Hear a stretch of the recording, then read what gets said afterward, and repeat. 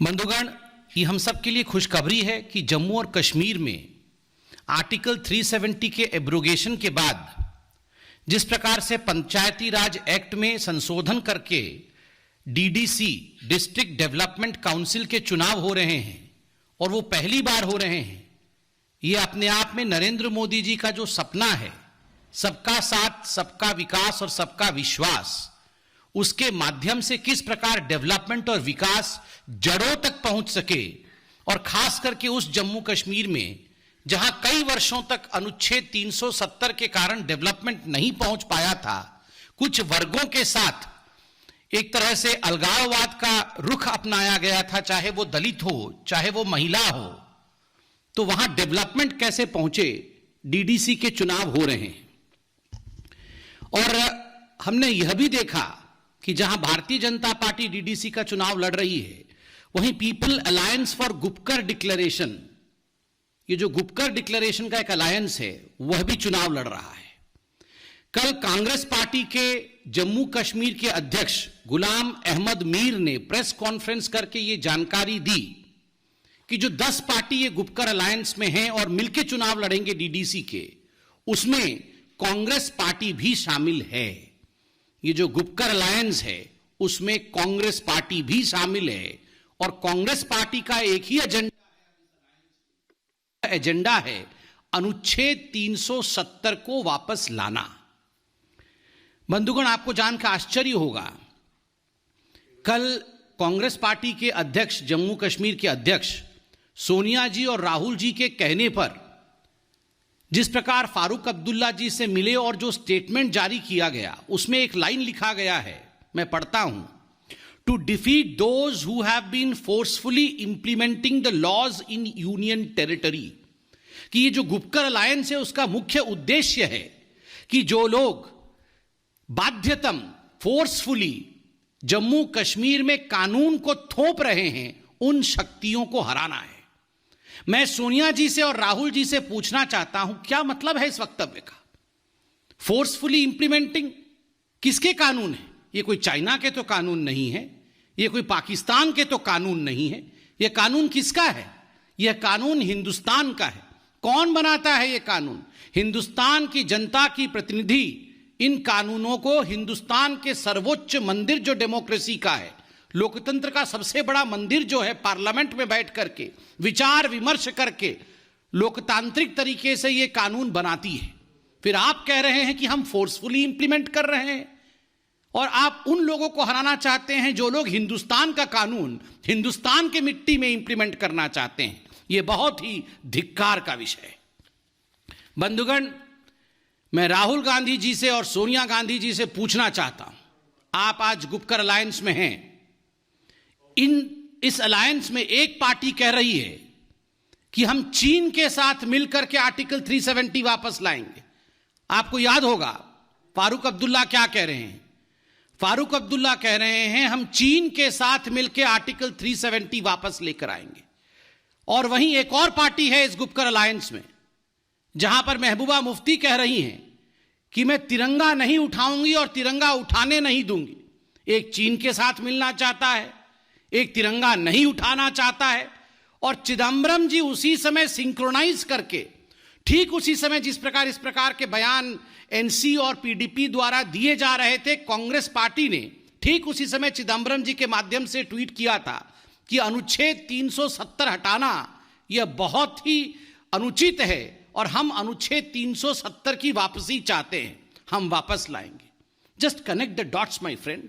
जिस दिन अनुच्छेद 370 पे डिबेट और डिस्कशन पार्लियामेंट में हुआ था, कांग्रेस पार्टी, आप याद करिए वो दृश्य, सोनिया गांधी जी इशारा करती हैं और तुरंत अधीर रंजन चौधरी खड़े हो जाते हैं और अमित शाह पर हमलावर होकर कहते हैं कि आप अनुच्छेद 370 पर हिंदुस्तान की पार्लियामेंट में कैसे डिस्कशन कर सकते हैं? यह तो बायलैटरल मसला है, बिना पाकिस्तान की अनुमति के हिंदुस्तान के पार्लियामेंट में यह डिस्कशन कैसे हो सकता है? ये सारी चीजें, if you connect the dots you find that right from the day one till today everything stands connected. ये सब जुड़े हुए हैं। उस समय अनुच्छेद 370 पे डिस्कशन नहीं कराने की इच्छा, आर्टिकल 370 ना हटे, बाद में कोई तिरंगा ना उठाए, चीन की सहायता से किस प्रकार अनुच्छेद 370 वापस आए, ये गुपकर है या गुप्तचर है? मैं ये सवाल पूछना चाहता हूं। ये कौन सा अलायंस है? ये जो गुप्तचर अलायंस है, ये गुप्तचर अलायंस क्या चाहती है? ये गुप्तचर अलायंस वही चाहती है जो पाकिस्तान चाहता है। ये गुप्तचर अलायंस वही चाहती है जो हिंदुस्तान के दुश्मन देश चाहते हैं। पाकिस्तान ने हर फोरम में जाकर आर्टिकल 370 के एब्रोगेशन को लेकर अपनी आवाज को बुलंद किया है। पाकिस्तान हर जगह कह रही है कि अनुच्छेद 370 हटना अच्छी बात नहीं है और अनुच्छेद 370 वापस आना चाहिए। वो संयुक्त राष्ट्र तक चली गई है। और ये जो गुप्तचर अलायंस है, ये गुप्तचर अलायंस भी वही कह रही है और उसमें राहुल जी और सोनिया जी सम्मिलित है। आज मैं एक बात यहां सोनिया गांधी जी से और राहुल गांधी जी से पूछना चाहता हूं।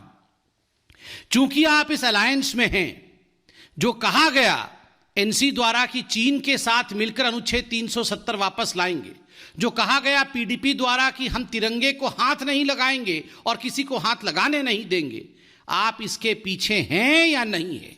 आप इनको रिजेक्ट करते हैं या इनको सपोर्ट करते हैं? आप इन वाक्यों के साथ खड़े हैं या इन वाक्यों के विरोध में खड़े हैं?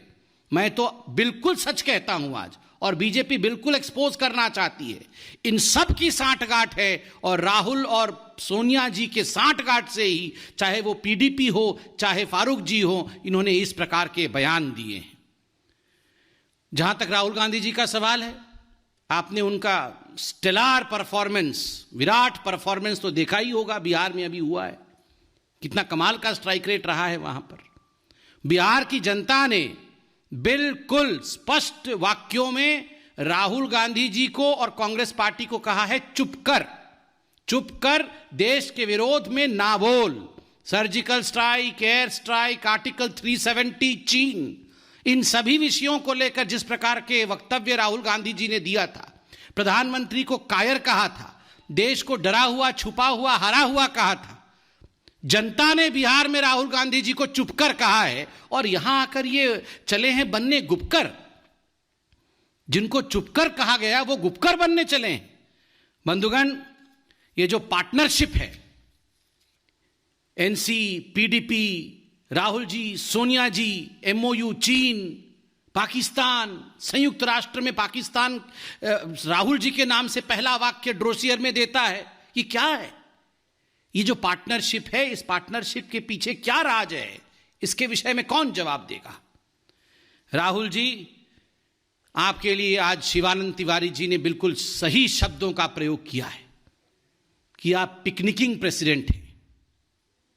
आप जिसका स्पर्श करते हैं उसका वजूद समाप्त हो जाता है।